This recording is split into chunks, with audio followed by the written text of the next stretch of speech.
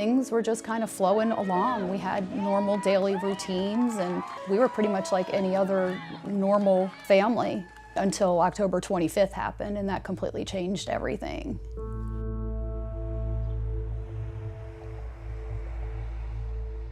They stopped by my office just to say hi and to tell me that they were going to drop their friends off. Kirsten was driving.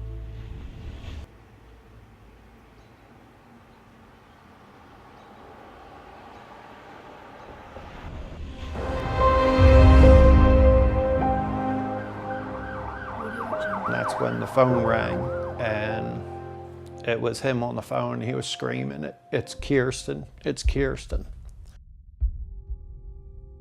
And realizing that it's not just one of your children, but two who you had just seen less than an hour ago, and not really knowing at that moment, you know, what was going on, how bad was it. And I asked them to please take them, one, both to the same place, and two, to take them to Children's.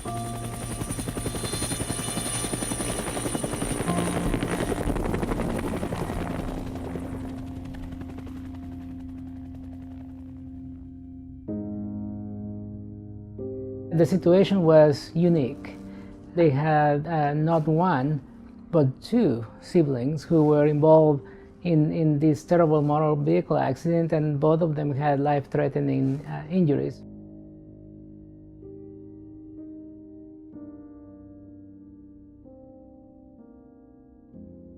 Think of the worst day of anybody's life and then multiply that by two, and that's what they were dealing with.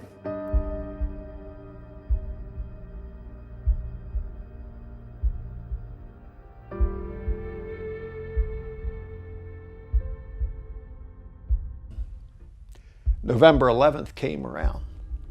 That's the anniversary of our son Ryan's death. He died 11/11/2003 in a car accident when he was 19.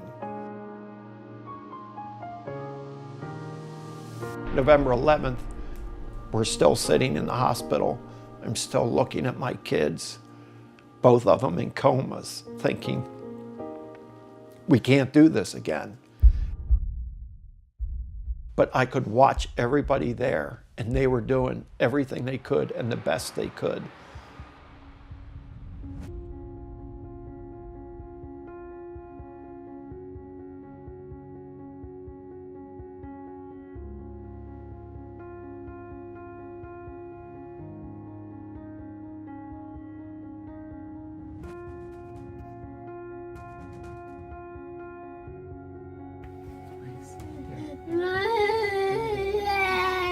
She's okay.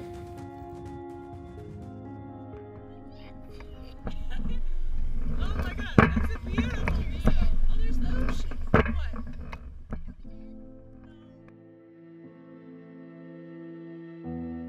And Thanksgiving morning, she's laying in bed with her eyes open, and Julie's sitting there next to her.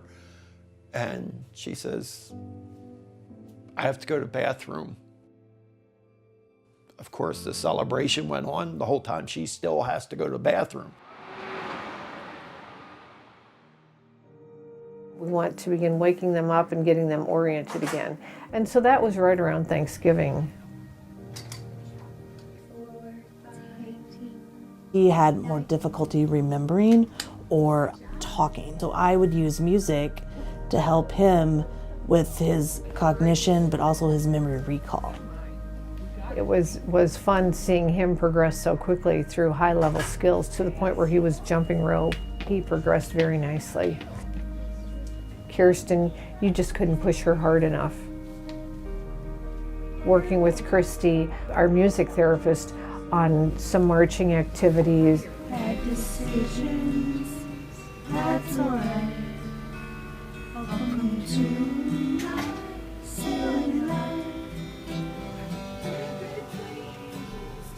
The chemistry between the two, you can tell how much they really love each other as siblings, and they do really honestly, genuinely care about each other. Stop it. And you can listen to her heart. Don't make me in the face with that. They both skipped grades. Kirsten is on track to be valedictorian. She has scholarships already. So it's our fervent hope that all those dreams are realized. We expect great things for both of those children. They're not alone, they're not by themselves. They have this whole team working with them, helping them each step of the way. They're going to live. We still have our kids. I didn't have to bury another child.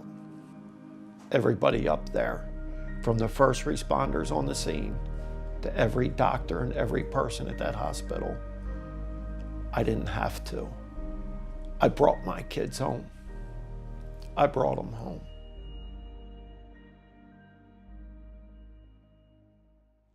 When Kirsten and Elias had their accident in October, they were almost positive that Kirsten was not going to survive.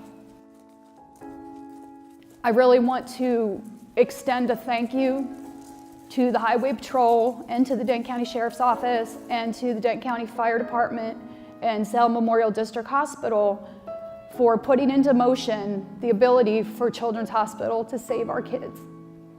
And that's what they did.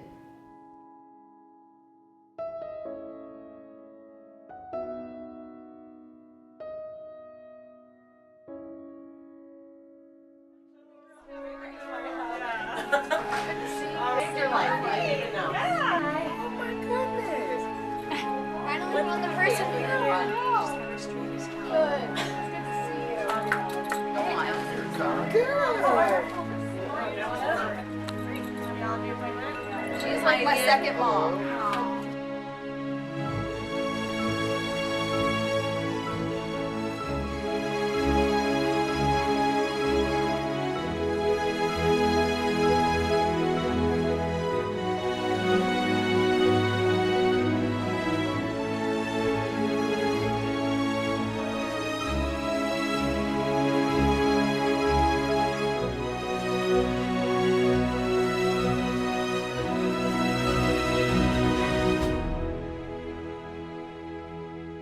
It's definitely a surreal experience, like to come back where there was so much struggle, so much heartache, you know, along with so many successes and everything. It just takes your breath away, like stepping into it and being like, so much happened here and everything, and so many people. I don't remember the names because of the amnesia, but I know their faces because I've seen them so much and everything. So it's nice to see everyone, like when we visited the PICU while we were still in the hospital, it's nice to see the people who saved your life.